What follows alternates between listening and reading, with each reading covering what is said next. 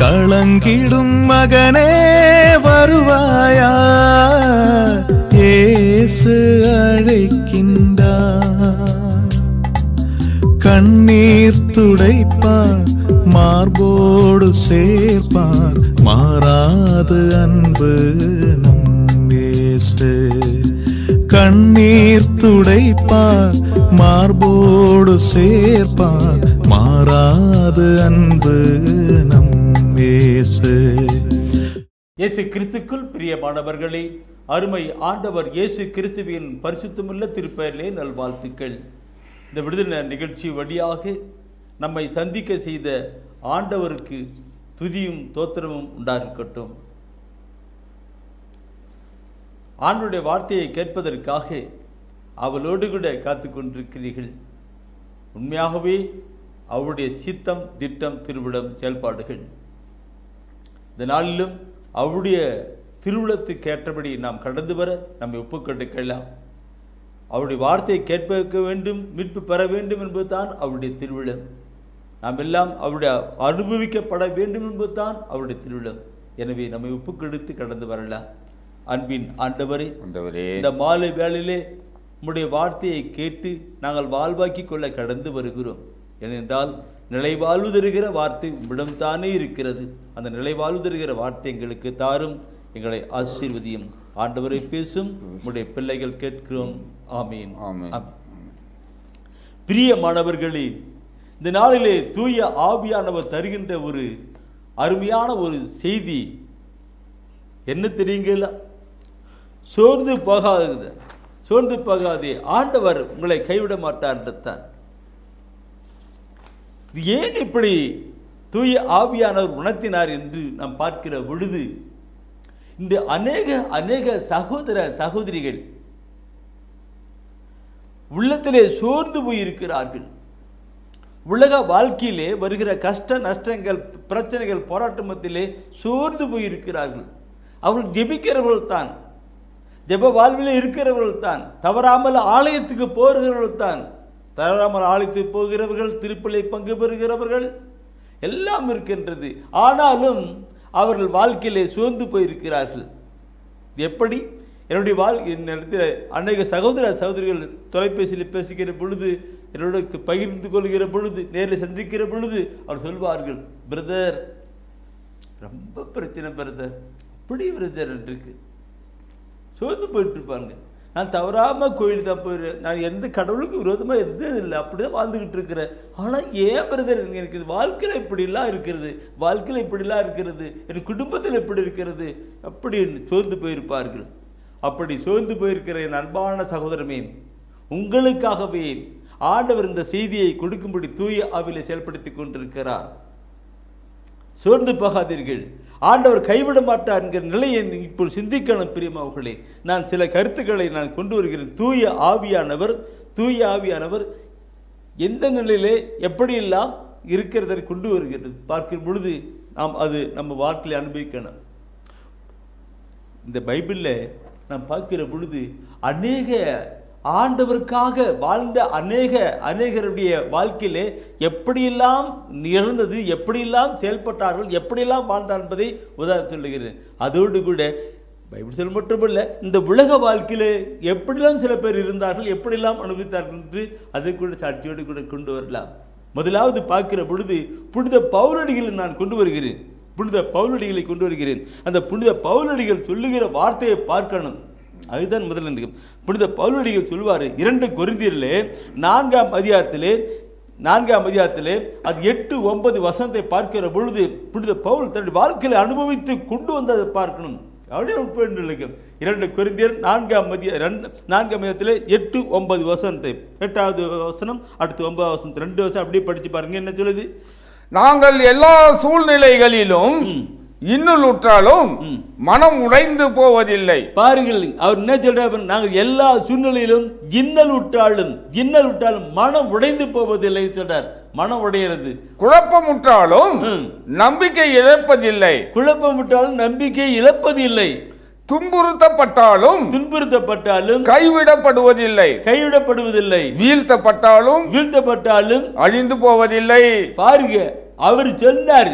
அந்த வார்த்தையை நீங்களும் நானும் நாம் ஒவ்வொருவரும் சொல்லணும். இருக்கும் சோர்ந்து போகிற ஒவ்வொருவருக்கும் இந்த வார்த்தை தான் அடிப்படை வார்த்தையாக இருக்கணும். பாருங்க, நாங்கள் எல்லா சூழ்நிலையும் இன்னலுட்டாலும் மனம் உடைந்து போவதில்லை. இன்னைக்கு நிறைய பேர் மனம் உடைந்து போயிருக்கிறாங்க. யாராவது ஏதாவது சொன்னாக்க மனம் உடைஞ்சி போயிரு. சில சூழ்நிலை மொத்தமாக உள்ள உடைஞ்சி போயிருக்கு. அவங்க சொல்ற ஆண்டு பதில் சொல்றார், இன்றைக்கு மனம் உடைந்து போவதில்லை என்று சொல்லுகிறார். போவதில்லை சொல்றார். அதே குழப்பமுட்டாலும் நம்பிக்கை இழப்பதில்லை.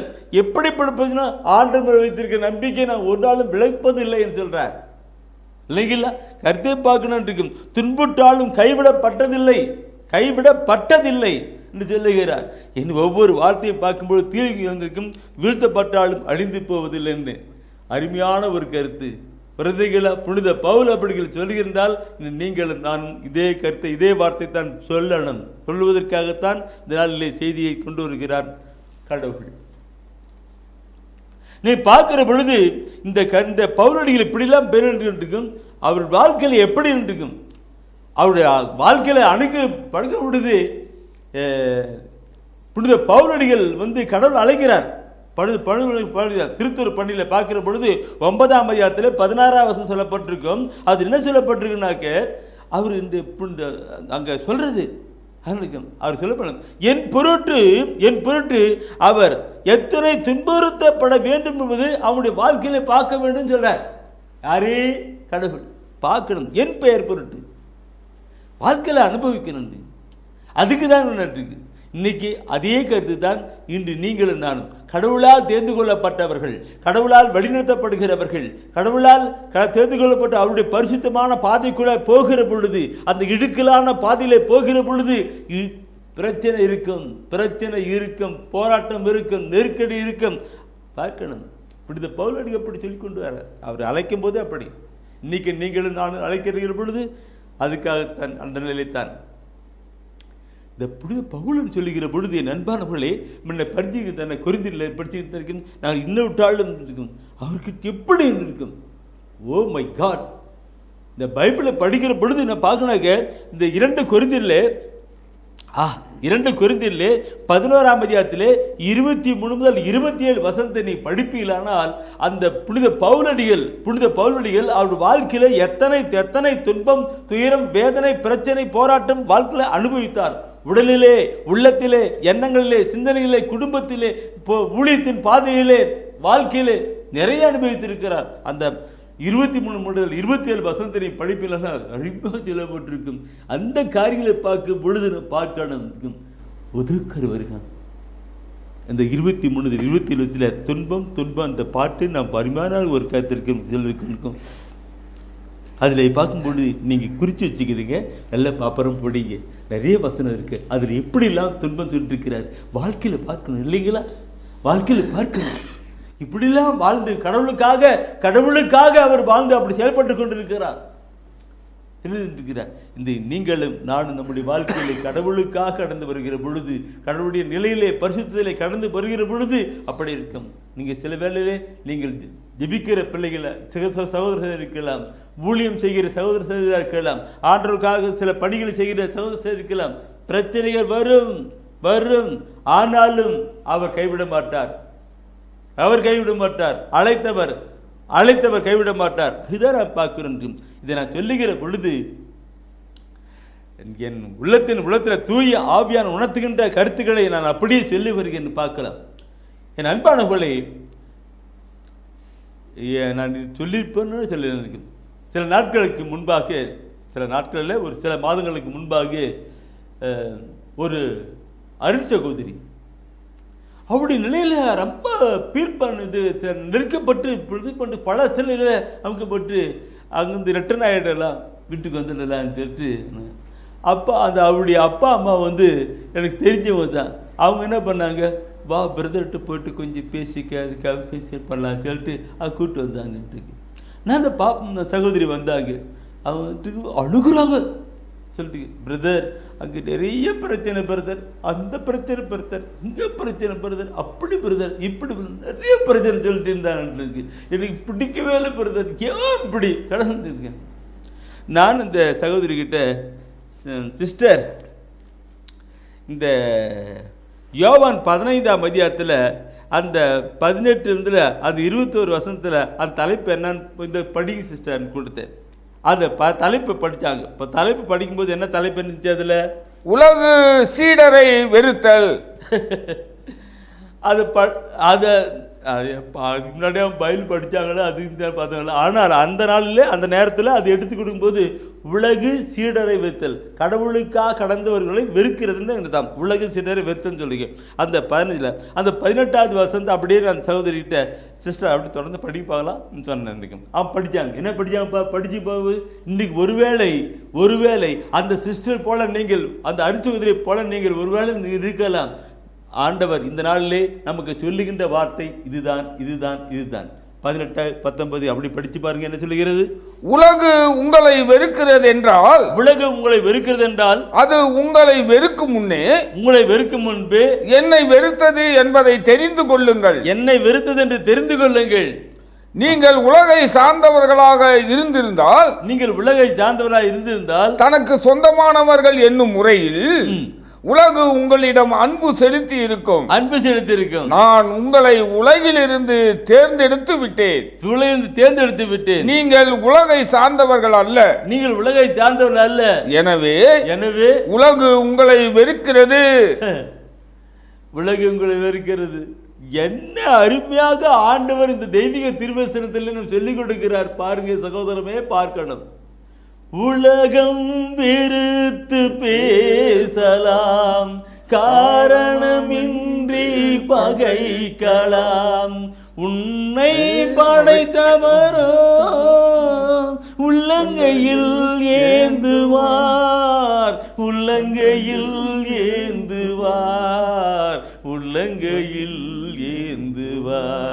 அந்த சகோதரி படித்த உடனே நான் இப்படிதான் பாட்டை பாடினேன். அந்த பாட்டு பாடுற உடனே அவங்க உடனே கட்சி கண்ணெல்லாம் தொடச்சிக்கிட்டு அப்புறமேல கண்ணை தொடச்சாங்க. அப்புறமேல கொஞ்சம் சிரிப்பாச்சாங்க. பிரதர் தேங்க்ஸ் பிரதர், எனக்கு கடவுள் இப்படி தந்திருக்கிறார் அப்படின்னு சொல்லிட்டு அப்புறமேல சந்தோஷம் போயிட்டு மீண்டுமாக ஆண்டவருடைய பணியில் செஞ்சுக்கிட்டு இருக்கிறாங்க. இது நான் ஏன் சொல்லுகிறேன் என்றால், என் அன்பானவர்களை பார்க்கணும், கடவுளுடைய வார்த்தை இதெல்லாம் ஆண்டவர் நம்மோடு கூட பேசுகிற வார்த்தை. ஆண்டவராய் கடவுள் நம்மோடு கூட பேசுகிற வார்த்தை. நம்முடைய துன்பத்திலே, துயரத்திலே, வேதனையிலே, பிரச்சனையிலே, ஒவ்வொரு சூழ்நிலையிலும் அவர் நம்மோடு கூட பேசுகிறதா இருக்கிறது. அந்த சகோதரர் அப்படியே பார்த்தாங்க. பார்க்கணும், நாட்களில் உலகத்தில் இருந்து உன்னை பிரித்து எடுத்திருக்கிறேன். எனவே தான் உலகம் உன்னை வெறுக்கிறது. உலக போக்கில் இருந்து பிரித்து எடுத்திருக்கிறேன். நீ ஒளியா இருக்கிறாய். ஆண்டவர் சொல்லுகிறார் இந்த நாளிலே. Price the Lord. இதை நான் சொல்லி இருக்கும். இந்த கருத்தை நான் அப்படியே நான் சொல்லி பட்டு பார்க்கணும் இருக்கும். அவர் சொல்றாருல்ல, உலகம் விருத்து இப்போது இருக்கும். அந்த 15 அப்படியே போக்கும் பொழுது 16ஆம் அதிகாரத்தில் எல்லாம் பைபிள் எடுத்துருக்கிறீங்க, குறிக்கிறீங்க. நிறைய பேர் சொல்லுவாங்க, நீங்கள் சொல்ல குறிக்கிறீங்க. அதனால தான் அந்த 2 முறை சொல்கிறது வசனத்தை சில பேர் குறிக்கல இருக்கும். யோவான் 16ஆம் அதிகாரத்தில் 33வது வசனத்தை 16:33 அந்த 16:33 நீங்கள் பார்ப்பீங்கன்னாக்க அதில் ஆண்டவர் சொல்லுவார். என்ன சொன்ன? அந்த தேர்ந்து கொள்ளப்பட்ட நிலையில கொண்டு போறார். என்ன சொல்ல பாருங்க, என் வழியாய் நீங்கள் அமைதி காணும் பொருட்டு நான் இவற்றை உங்களிடம் சொன்னேன். உலகில் உங்களுக்கு துன்பம் உண்டு. எனினும் துணிவுடன் இருங்கள். நான் உலகின் மீது வெற்றி கொண்டு விட்டேன். எல்லாரும் பைபிள் எடுத்திருக்கிறீங்க, குறிச்சிட்டே இருக்கிறீங்க. வாழ்த்துக்கள், பாராட்டுக்கள். இந்த வார்த்தை நீங்கள் கை வச்சு படிச்சுட்டே இருக்கிறீங்க. என்ன சொல்லுகிறது? நான் உலகிலிருந்து உங்களை அப்படி பிடிச்சேன், அமைதி காணும் பொருட்டு சொல்றேன் சொல்லுகின்றார். நான் உலகை வென்றேன்னு சொல்லுகிறார். என் வழியா நீங்கள் அமைதியை காணும் பொருட்டு இவன் நான் சொல்றேன். அன்பானவர்களே, நாம் தெய்வீக திருவிழத்தை நாம் பேசுகிறோம். நம்முடைய துன்பத்திலும், துயரத்திலும், வேதனையும், பிரச்சனை இருக்கிற பொழுது தெய்வீக திருவிழத்தை எடுத்து வாசிக்கிற பொழுது ஆண்டவர் நம்மோடு கூட பேசுகிறவராயிருக்கிறார். என் தெய்வம் இயேசு என்னோடு பேசுவார், எனக்கு சந்தோஷமே. என் தெய்வம் இயேசு என்னோடு பேசுவார், எனக்கு அப்படி ஆண்டவர் தன்னை துன்பத்திலும் துயரத்திலும் வேதனையிலும் கவலையிலும் நம்மோடு கூட பேசி ஆறுதல் படுத்தி திடப்படுத்தி உறுதிப்படுத்தி நம்மை ஆசீர்வதிக்கிறவராய் இருக்கிறார். அது பார்த்தோம் 16:33 பார்த்தோம் அல்லவா, நான் வெற்றி பெற்ற உலகத்தில் இந்த பிரச்சனை உண்டு, ஆனாலும் எனக்கு என்ன சார் அவர் ஃபஸ்ட்டு 15 சொன்னார் இல்லைங்களா, உலகம் வருகிறேன் என்னை வெறுத்து தெரிஞ்சுக்கோ, எனக்கு இப்படிப்பட்ட பிரச்சனை தான் சொன்னார் இல்லைங்களா. இங்கே சொல்கிறாரு நான் வெற்றி பெற்றேன், உலகத்தை வெற்றி பெற்றேன்னு சொல்கிறார். இந்த வெற்றி பெற்றேன் என்று சொல்லுகிற வார்த்தையை என் அன்பானவர்களே தூய ஆவிலே கொண்டு கொஞ்சம் சிந்தித்து நீ கடந்து போவீனாக்க வார்த்தை இந்த 1 to 1 அப்படியே பிணைச்சி கொண்டு பார்க்கணும். திருவெளிப்பாட்டில் 3ஆம் அதிகாரத்தில் திருவெளிப்பாட்டில் 3ஆம் அதிகாரத்தில் 21வது வசனம், திருவெளிப்பாட்டில் 3ஆம் அதிகாரத்தில் 21வது வசனம் சொல்லுகிறது, நான் வெற்றி பெற்று என் தந்தையின் அரியணையில் அவரோடு வீற்றிருப்பது போல வெற்றி பெறும் எவருக்குமே எனது அரியணையில் என்னோடு வீற்றிருக்கும் உரிமை அளிப்பேன். அப்படி இந்த வார்த்தையை படிக்கிற பொழுது அப்படி இன்றைக்கு நான் வெற்றி பெற்று அங்க அவர் பக்கம் உக்காந்துக்குது போல, யாரெல்லாம் வெற்றி பெற்று வராங்களோ அவங்களும் என் பக்கம் அப்படி உட்காருவாங்கன்னு சொல்றாரு. என்ன வார்த்தைப்பா, என்ன வார்த்தை இல்லைங்களா. அவங்க அப்படி உட்காருவாங்கட்டுக்கு, இதோ போன்றல அவங்களும் அப்படி உட்காருவாங்கன்னு சொல்லப்பட்டிருக்கு. இன்னைக்கு இதை நான் பார்க்கிற பொழுது என் அன்பானவர்களே, நம்முடைய தமிழ்நாட்டிலே புனிதப்பட்டவர் தேவசகாயம் இல்லைங்களா. அவருடைய வாழ்க்கையில பார்க்கணும். நான் சமீப காலத்தில் அவர் இருந்த இடத்துக்கெல்லாம் நான் போயிட்டு அவர் எந்த இடத்துல எப்படி அடிக்கப்பட்டார், எப்படி சாகடித்தார், எப்படி கீழே விழுந்தார், எப்படிலாம் தாண்டு அங்கெல்லாம் போய் பார்த்துட்டு வந்தேன். நான் ஒவ்வொரு இடத்துலையும் அவருடைய நிலையை பார்க்கிற பொழுது உள்ளத்தின் ஆழத்திலே இந்த சொல்லப்பட்ட இறைவசன வார்த்தைகளோடு டச் பண்ணி பார்க்கும் பொழுது ரொம்ப திருப்தியான பாருங்கள் என்ன சொல்லுகிறார். அவர் என்ன சொல்றாரு, நான் உலகத்தை வென்றேன் சொன்னார். உலகத்தை வென்றேன்றதுனால எங்க போய் உட்கார்றாரு, அமர்றாரு, தந்தையின் வலப்பக்கம் அப்படி போயிட்டு அரியணையில அமர்றாரு. அப்போ யாரெல்லாம் வெற்றி பெறாங்களோ அவங்களுக்கு உண்டாரு. அப்போ புனித தேவசாய பிள்ளை எங்க இருப்பாரு சகோதரமே இல்லைங்களா.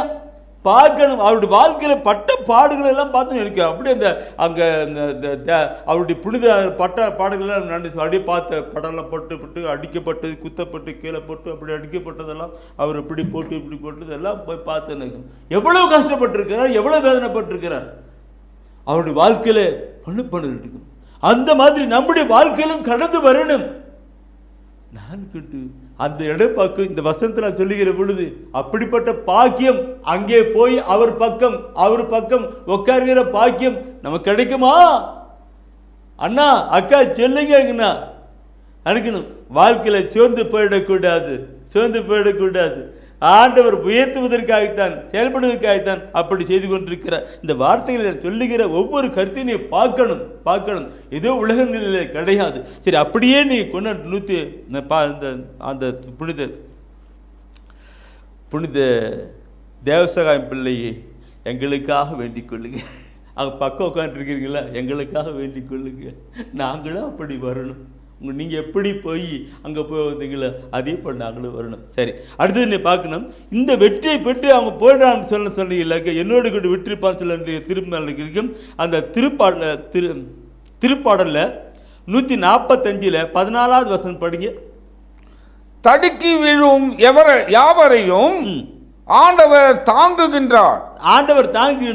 தாழ்த்தப்பட்ட யாவரையும் தூக்கி விடுகின்றார். பிரியமானவர்களே, தடுக்கி விழும் யாவரையும் ஆண்டவர் தாங்குகின்றார். ஒருவேளை இந்த உலக வாழ்க்கையிலே இந்த உலக வாழ்க்கையிலே போக்கிலே நாம் தவறிட்டு போகிடலாம். ஆனாலும் ஆண்டவர் அங்கு பார்க்கணும், ஆண்டவர் நம்மை தாங்கி கொள்ளுகிறார், ஆண்டவர் நம்மை தாங்குகிறார், தாங்கி கொள்ளுகிறார். அடுத்த வாசம் சொல்றது, தாழ்த்தப்பட்ட எவரையும் அவர் தூக்கி விடுகிறார். கீழே தூக்கி விடுகிறார். கீழே விழுந்துட்டானா? எப்படி எப்படி நம்முடைய வாழ்க்கையில் அந்த வெற்றி பாடுகளை அனுபவித்து அந்த இயேசு கிறிஸ்து அந்த அவருக்குள்ளாக கடந்து வருகிற ஒவ்வொரு மனிதனையும் மகனையும் அவர்தானே விலையில் தூக்கி விட்டு நடப்பிக்கிறார். நான் பார்க்கிற பொழுது, இந்த புனித தேவசாய பிள்ளை பார்க்கிற பொழுது, அந்த அப்படியே நாம் புனிதருடைய வாழ்க்கை வரலாறு நிறைய பார்க்கும் பொழுது, அந்த புனிதரெல்லாம் எப்படியெல்லாம் வாழ்ந்து எப்படியெல்லாம் செயல்பட்டு போனார்கள். அவருடைய வாழ்க்கையில் சில வேலையை கிழந்திருக்கலாம், ஆனாலும் சோர்ந்து போய் கிழந்திருக்கலாம், தூக்கி விட்டுருக்கிறார். தவறி போயிட்டு கிளம்பிட்டுருக்கிறாங்க, அவர் தூக்கி விட்டுருக்கிறார். மனித பலவீனத்திலே அந்த வார்த்தை உண்மையாகவே நம்முடைய திருப்பத்தாக இருக்கிறது. இதை நான் சொல்லுகிற பொழுது, என்னை நம்பார் சொல்லி சொல்லுகிற பொழுது, கடவுள் எப்படி உலகம் என்னை வெறுக்கிறது என்றால் உன்னை வெறுக்கும் முன்னே என்னை வெறுத்தது. நான் உலகத்திலிருந்து வெற்றி பெற்று விட்டேன், அதனால் அங்கே போய் அமர்ந்து இருக்கிறேன். அதே போல வராங்களோ அதே போல இருப்பார்கள் சொல்லப்பட்ட ஆண்டவர் இங்கே சொல்லுகிற வார்த்தையை சகோதரமே கேளுங்க, படிங்க. ஏசியா புத்தகத்தில் 40ஆம் அதிகாரத்தில் 28 முதல் 31 வசனம். ஏசியாவில் எல்லாம் படிக்க வேண்டாம், நான் சொல்கிறேன். எனக்கு ஏசியாவில் குறிச்சிக்கிடுங்க. இன்றைக்கு ஏசியா புத்தகத்தில் 40ஆம் அதிகாரத்தில் 28 முதல் 31 வசனத்தை, அதில் 28வது வசனத்தை நீ படிச்சு பாருங்க. அதில் சொல்றது 28வது வசனத்தை படிச்சு பார்த்தோன்னாக்க அதில் ஒரு வார்த்தை சொல்லிட்டு இருப்பார். ஆண்டவர் என்ன சொல்லிருப்பாரு பார்க்கணும். உனக்கு தெரியாதா? நீ கேட்டதில்லையா? ஆண்டவரே என்றுமுள்ள கடவுள், அவரே விண்ணுலகின் எல்லைகளை படைத்தவர், அவர் சோர்ந்து போகார், களைப்படையார். பாருங்க, அவர் சோர்ந்து போகார், களைப்படையார் சொல்றீங்க. அவர் சோர்ந்து போகார், களைப்படையார். கருத்து பண்ணும் அங்கே இறைவாக்கின எப்படி அந்த ஏசியாவை சொல்லிட்டு வர ஆண்டவர், அவர் என்றுமே சோர்ந்து போகார், என்றுமே களைத்து போகார் சொல்லுங்க. அப்படி சொல்லி அந்த வசன வார்த்தை அப்படி சொல்லி இங்கே சொல்றாருங்க. அந்த 28 படிச்சிருந்தானே, 29, 30, 31வது வசனத்தை படிச்சு பாருங்க. அந்த 31வது வசனத்தை சொல்லப்பட்டிருக்கும். அந்த வீட்ஸ், அந்த வார்த்தை என்ன நிலை சொல்லப்பட்டிருக்குது? ஆண்டவர் மேல் நம்பிக்கை வைத்திருப்பவர்களோ புதிய ஆற்றல் பெறுவார்கள், கழுகு போல் இறக்கை விரித்து உயரே செல்வார்கள், அவர்கள் ஓடுவார்கள், களைப்படையார், நடந்து செல்வார்கள், சோர்வடையார். ஆண்டவர் அப்படிதான் வாழ்ந்தாரு. அவர் களைப்படையார், சோர்ந்து போகின்ற அவர் நம்மை தானே செயல்படுத்தி கொண்டிருக்கிறார். நாமெல்லாம் கடந்து வருவதற்காக செயல்பட்டுக்கிறார். அவர் எப்படி செயல்பட்டாரோ அதே போல நம்மளையும் செயல்பட்டு கொண்டு இருக்கிறார் என்பதுதான் அங்கு கருத்து சொல்லப்பட்டிருக்கிறது. அன்பானவர்களே, வசன வார்த்தைகளை சிந்திக்கிற பொழுது எப்படி சொல்லப்பட்டிருக்கிறது பார்க்கணும். சோர்ந்து போயிருக்கிறீர்களா? சோர்ந்து போகாதீர்கள். ஆண்டவர் இந்த வசன வார்த்தை வழியாக நம்மை வாசன உள்ளத்திலே உறுதிப்படுத்துகிறார். கடந்து போக சோர்ந்து போக மாட்டேன் என்று கடந்து செல்கின்றார்.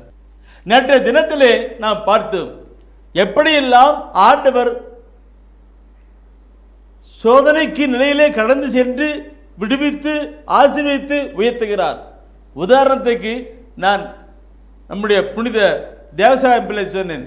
அதே போல எத்தனையோ புனிதர்களுடைய வாழ்க்கையெல்லாம் படிக்கிற பொழுது நிறைய இருக்கிறது. நம்ம ஏரியாவில் அதை பார்த்தோம், ஆனால் பார்த்தோம் அங்கே நிறைய புனிதர்களுடைய வாழ்க்கையில் நிறைய இருக்கின்றது ஆக்கணும். அதே அவர் சொன்னார், அங்கே நான் வெற்றி கொண்டு அங்கே இருக்கிறது போல வெற்றி கொண்டு அங்கே அமர்ந்திருக்கிறேன், அதே போல நீங்களும் வாங்க என் பக்கம் அமருங்கன்னு சொல்லி கொடுக்கிறார். வார்த்தை தான் உள்ள புரித்து போகிற வார்த்தை. அது அப்படி சொல்றது என் அன்பானவர்களே, வாழ்க்கையிலே பிரச்சனை இருக்கும். நாம் பரிசுத்தமான ஒரு வாழ்க்கை, உண்மையான ஒரு வாழ்க்கை, நீதியான ஒரு வாழ்க்கை, நேர்மையான ஒரு வாழ்க்கை வாழ்கிற பொழுதுதான் உலகம் வெறுக்கும்,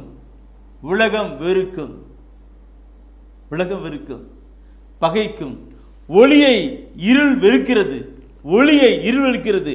ஆனால் ஒளித்தான் இருளை மேற்கொள்ளும். இல்லைங்களா? என்னுடைய ஊழியத்தின் ஆரம்ப காலகட்டத்தில் நடந்த ஒரு நிகழ்வு தான் நான் சொல்லுகிறேன். என்னை தேற்றுகின்ற ஒரு வார்த்தை. ஊழியத்தின் 33 வருடங்கள், அந்த ஊழியத்தின் 25 26 வருஷத்துக்கு முன்னாடி நமக்கு வந்து பெரிய பிரச்சனை.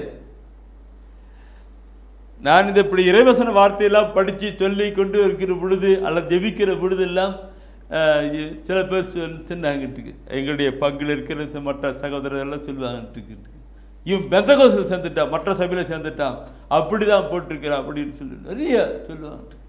பல நிலையில பாதிக்கப்பட்டேன். ஆனால் பங்கு தந்தைக்கு கிளியாக தெரியும் நான், ஏன்னா ஒவ்வொரு நிலையும் அவர் அறிந்திருக்கிறார். ஆனால் மற்ற மக்கள் அப்படி போட்டாங்க. பல நிலையிலே நான் உள்ளம் உடைந்தவனாக சோர்ந்து போயிருந்தேன். அப்பொழுது ஒரு எங்களுடைய மறை மாவட்டத்தில் சேலத்தில் ஒரு தியானம் வைத்திக்கப்பட்டிருது, ஜப ஊழியர்களுக்காக. அங்கே ஒரு அருத்தந்தை, அப்பா அவர் இறந்து விட்டார். அவர்கிட்ட போயிட்டு நான் ஒரு சின்ன ஒரு கவுன்சிலிங் பண்ணுறதுக்காக அவர்கிட்ட போனேன். எனக்கு ஆலோசனை கேட்குது.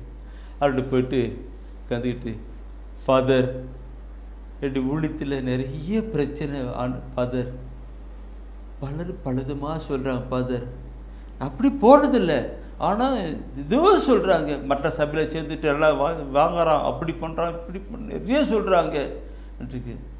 ஆனால் இங்கே பங்கு பாதருக்கு நான் எப்படி இருக்கேன்னு எல்லாருக்கும் தெரியும். ஆனால் மற்ற உலகத்தில் இருக்கிற மக்கள் பல நல்லா சொல்கிறாங்க ஃபாதர். மனம் உடைஞ்சி போச்சு எனக்கு. அப்படி ஒரு பக்கம், ரெண்டாவது குடும்பத்தில் ரொம்ப கஷ்டம் ஃபாதர், அப்படி இப்படின்னு நான் நல்லா அவர்கிட்ட சொல்லிட்டு, மற்றவங்களாம் இப்படி திட்டுறது பேசுறது எல்லாம் ஒரு மனசு வச்சுக்கிட்டு அழுதுகிட்டே அந்த ஃபாதர்கிட்ட சொல்லிட்டுருக்கிறேன். அந்த ஃபாதர் அமல்ராஜ் கல்லுக்கு அவர் என்ன பண்ணதுன்னா என்கிட்ட கை கொடுத்தார். வெல் குட்னார். என்ன ஃபாதர் எல்லாம் இப்படி திட்டுறாங்க, பேசுகிறாங்க, ஒரு மாதிரியாக பார்க்குறாங்க, பேசுகிறாங்க, நான் அப்படி சொல்கிறேன், நீங்கள் வெல் குட்னு கை கொடுக்குறீங்க. தம்பி, நல்ல கனி கொடுக்கிற மரத்தை தான் கல்லடி போடும் தம்பி. ஒரே ஒரு வார்த்தை அப்படி போக்கும் படிச்சுது. கனி இல்லாத மரத்தை யாரும் கல்லடிக்க மாட்டாங்க, கெட்ட கனி கொடுக்கிற மரத்தை யாரும் கல்லடிக்க மாட்டாங்க தம்பி. நல்ல கனி கொடுக்கிற மரத்தை தான் பார்த்து அடித்து பழத்தை எடுப்பாங்க. நீ நல்ல கனி கொடுக்கிற, அதனால தான் நல்ல கனி கொடுக்கிற மரம் தான் கல்லடி போடுன்றது. எனக்கு அது ஒரே ஒரு வார்த்தை அப்படியே போட்டு இதுவரை அந்த வார்த்தை தான் என்னுடைய உள்ளத்திலே டச் ஆகிட்டு இருந்தது. பார்க்கல பிரியமகளே, நல்ல மரம் அப்போ நம்முடைய வாழ்க்கையில் அடிப்படை என்ன கேட்டுக்கு எது நிலை இருந்தாருக்கு. சோர்ந்து போகக்கூடாது, சோர்ந்து போகக்கூடாது. என் அன்பான சகோதரமே, நீங்கள் தவறாமல் கோயிலுக்கு போகிறவங்க, நல்லா பைபிள் படிக்கிறீங்க, ஜெபம் பண்ணுறவங்க, ஆண்டவருக்கு உண்மையாக உத்தமாக வாழ்ந்துக்கிட்டு இருக்கிறீங்க.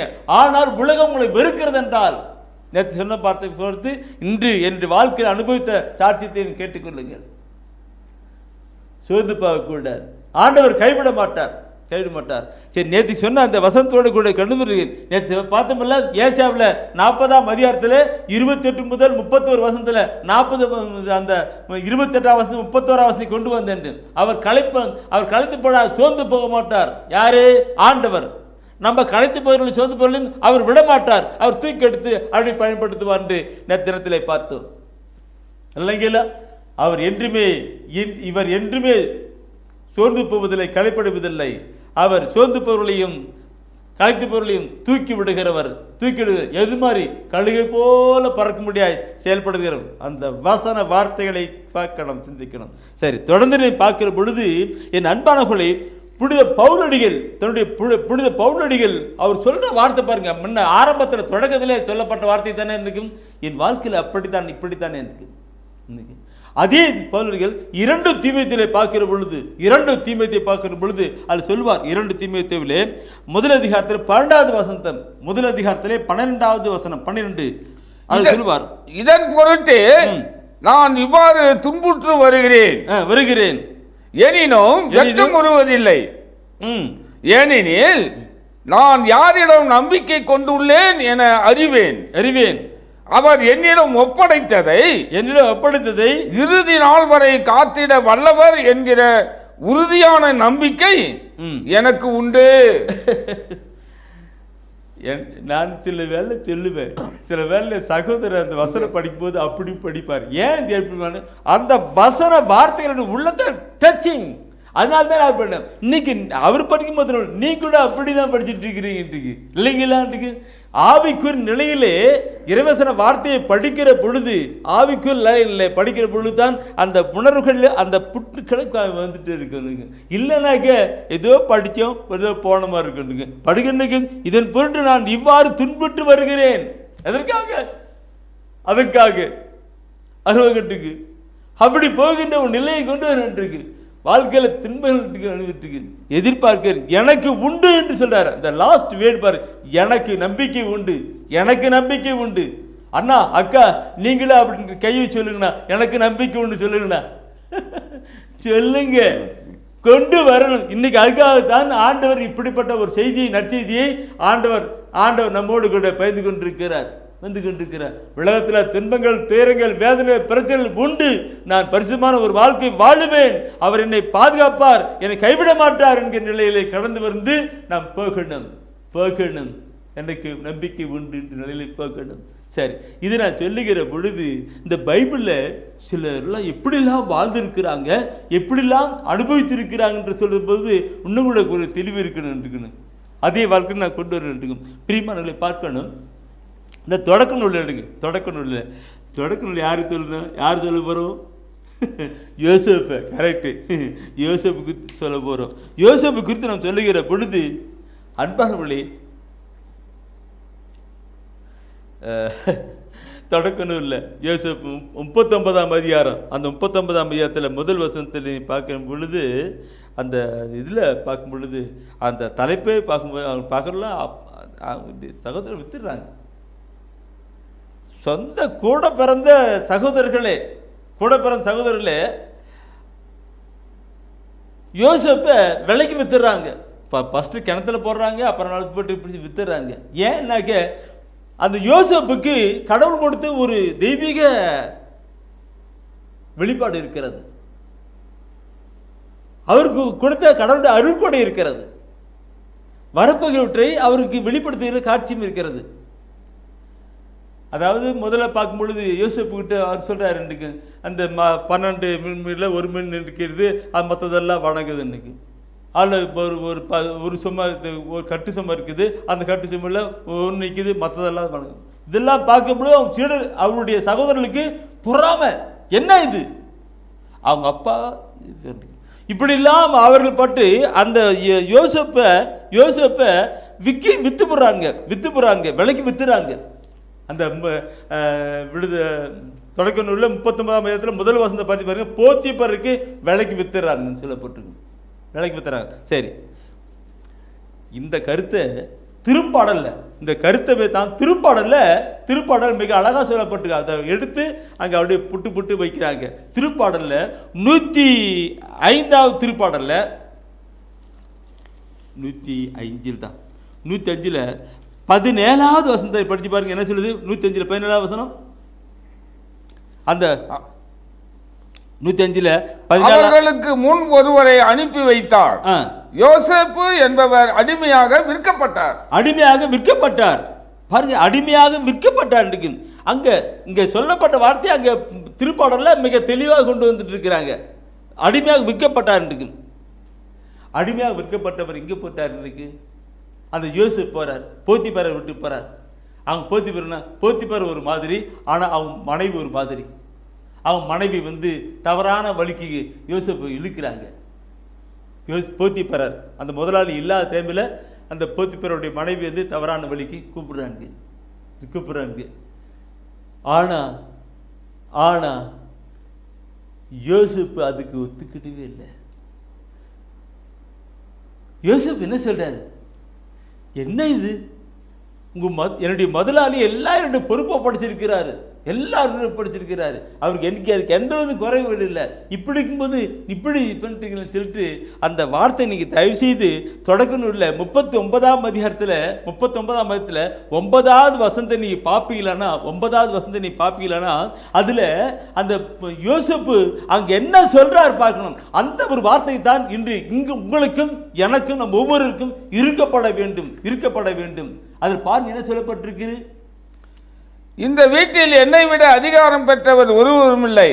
நீங்கள் அவருடைய மனைவியா இருப்பதால் உங்களை தவிர வேறு எதையும் அவர் என்னிடம் ஒப்படைக்காமல் இருக்கவில்லை. இந்த மாபெரும் செயலை செய்து இந்த மாபெரும் தீச்செயலை செய்து கடவுளுக்கு எதிராக பாவம் செய்யலாமா என்றார். பாவம் செய்யலாம் அப்படி எப்படி பாருங்க. ஆனா இந்த காலகட்டங்களில் பார்க்கிற பொழுது இப்படி யாருன்னா சொல்ல முடியுமா? இல்லைங்கள அப்படி வாழணும், அப்படி வாழ்ந்து கடக்கணும். அது கேட்டு அம்மா அடிமானத்துக்கு இப்படி வந்து. ஆனா அந்த இடத்துல பார்த்தினாக்க அந்த தொடர்ச்சி நீங்கள் அப்படியே படிப்பு பார்த்து கடந்து வந்தினாக்க அந்த போத்திப்பர் மனைவி வந்து தவறான நிலையில் சொல்லி கொடுத்து இவரை பிடிச்சி யோசேப்பை பிடிச்சி ஜெயிலில் போடுறதுக்கு விட்டாங்க. ஜெயிலில் போட முடியும். இவன் இப்படிலாம் தப்பு பண்ணிட்டான். தப்பு பண்ணதா சொல்றாங்க. ஒருவேளை மூடி வாழ்க்கையில் கூட அப்படி இருக்கலாம். நீ தப்பு பண்ணல, ஆனா தப்பு பண்ணதா சொல்லிட்டு இருக்கலாம். நீ ஒன்னும் சொல்லாத இருக்கலாம், ஆனா சொன்னதா சொல்லுவான். அவர் இருக்கிறார். என்ன பண்ண யோசேப்பை போட்டு என்ன பண்ணுங்க தப்பு பண்ணிட்டான்னு சொல்லிட்டு அவர் ஜெயிலில் போடுறாங்க, சிறைச்சாலை போடுறாங்க. அந்த சிறைச்சாலை போடுகிற பொழுது இந்த அந்த தொடக்க நூலில் நீங்கள் 39ஆம் அதிகாரம் தெரியுங்களா, அதே மாதிரி இந்த திருப்பாடல 105 எடுத்துக்கிச்சுங்க. அது ரெண்டும் அப்படி கம்பேர் பண்ணால் அருமையாக வசனம் இருக்கு. எடுத்து இது சொல்கிறதுக்கும் இருக்கும். அது இருக்கு. ஜெயிலில் போடுறாங்க. ஜெயிலில் போடும்போது எப்படி இருக்கு பாருங்க. திருப்பாடல் 105 அந்த 8வது வசனம் 18ஆம் வசனம் படிச்சு பார்த்து என்ன சொல்லப்பட்டிருக்கும். அவர் தம் கால்களுக்கு விளங்கிட்டு அவரை துன்புறுத்தினர். அவர் தம் கழுத்தில் இரும்பு பட்டையை மாட்டினர். பாருங்க, கால்களுக்கு விலங்கு, கைகளுக்கு விலங்கு, அங்க பார்த்தா இரும்பு பட்டை போட்டு வச்சிட்டு இருக்கிறாங்க. எப்படி இருக்கும்? தப்பு பண்ணாத, பாவம் பண்ணாத அந்த மனுஷனை, தவறு பண்ணாத அந்த மனுஷனை போட்டு அடிச்சு போட்டு இருக்கிறாங்க. ஆனால் ஆண்டவர் கை விட்டுருவாரா? சொல்லுங்க, விடவே இல்லை. சோர்ந்து போகாத சோதரமே, நீங்களுடைய வாழ்க்கையில தவறு செய்யல, பாவம் செய்யல, அக்கிரம் செய்யல, தப்பு வந்து சொல்லிட்டாங்க, நீ பயப்படாத. அவர் பார்த்துக்கிட்டு இருக்கிறார். அவர் ஜெயிலில் போட்டாங்க. அந்த ஜெயிலில் போட்ட பொழுது என் அன்பானவர்களே, சிறைச்சாலை போடுகிற பொழுது அங்கே பார்க்கணுக்கு அங்கே யோசேப்புக்கு உதவி செய்கிறார். நீ திருப்பும் தொடக்க நூலில் 39ஆம் அதிகாரத்தை பார்க்கிற பொழுது அதில் 21ஆம் வசனம் பார்க்கிற பொழுது அங்கே சொல்லப்பட்டிருக்கும். என்ன வார்த்தைப்பட்டிருக்கும்? ஆண்டவர் யோசேப்புடன் இருந்து அவர் மீது பேரன்பு காட்டி சிறை மேலாளன் பார்வையில் அவருக்கு தயை கிடைக்கும்படி செய்தார்.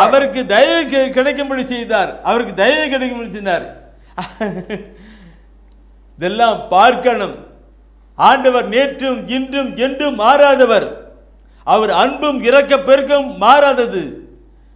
அவர்கள் பாவிகளோடு கூட நீதிமான மனுஷனையும் அழிப்பது இல்லை, கொண்டு போவதில்லை.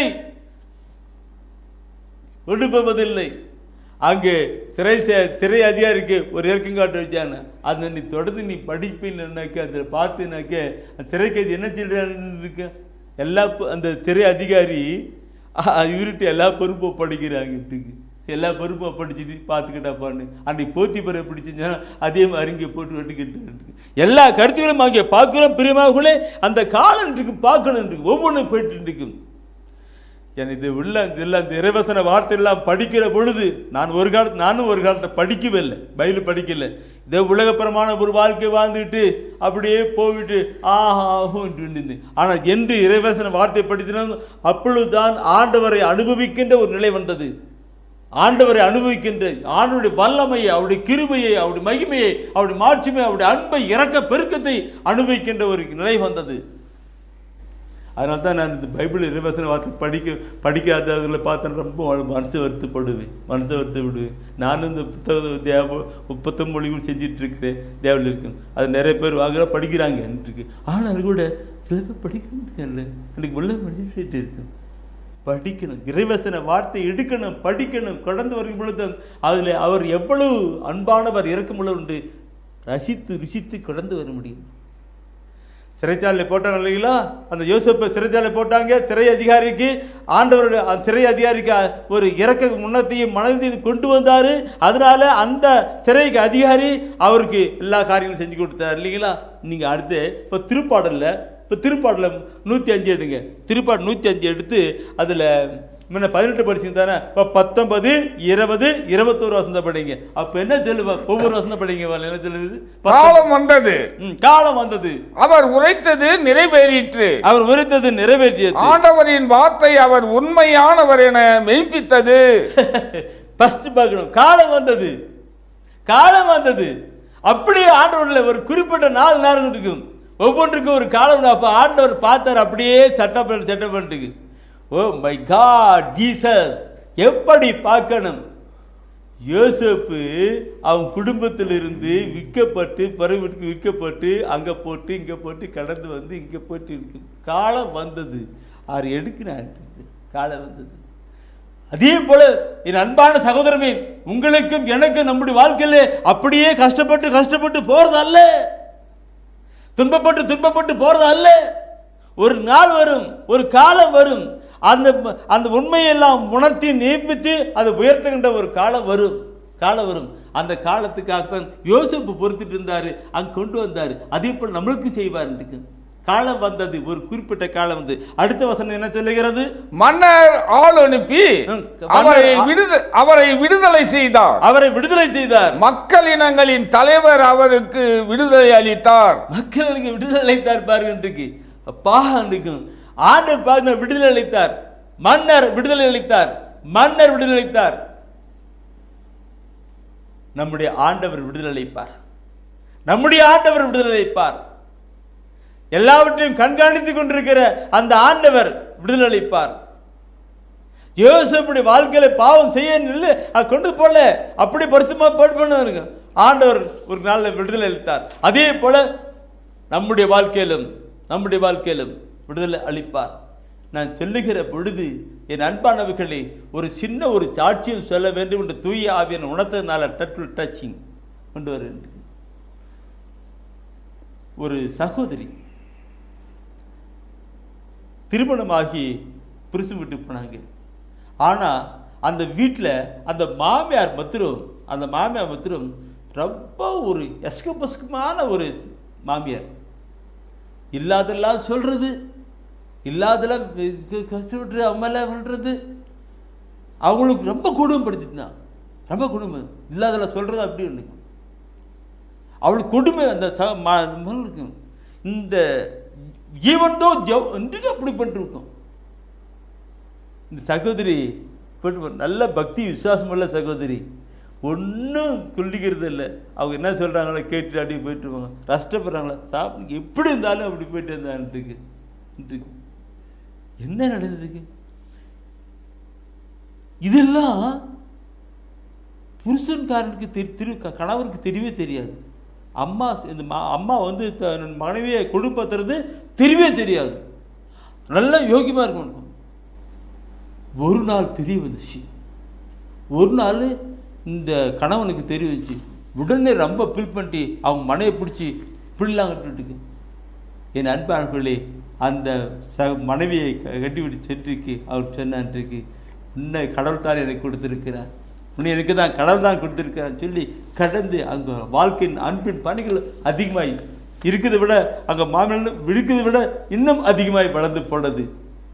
இன்னும் அதிகமாக காலம் வந்தது, கண்டுபிடி வளர்ந்து போனது. நீ பார்க்கணும், அந்த திருப்பாடல் 105 படிச்சு பார்த்தா 19, 20 படிச்சு இல்லவா, 21வது வசனத்தை நீ படிச்சு பாருங்க. அது என்ன சொல்லுகிறது? அந்த போத்திபார் வீட்டிலிருந்து ஜெயிலுக்கு போன மனுஷன் எங்கே போறாருன்னு படிச்சு பாருங்க. என்ன சொல்லுகிறது? அவர் அவரை தம் அரண்மனைக்கு தலைவராக்கினார். அரண்மனைக்கு தலைவராக்கினார். தம் உடைமைகளுக்கு எல்லாம் பொறுப்பாளராக ஏற்படுத்தினார்.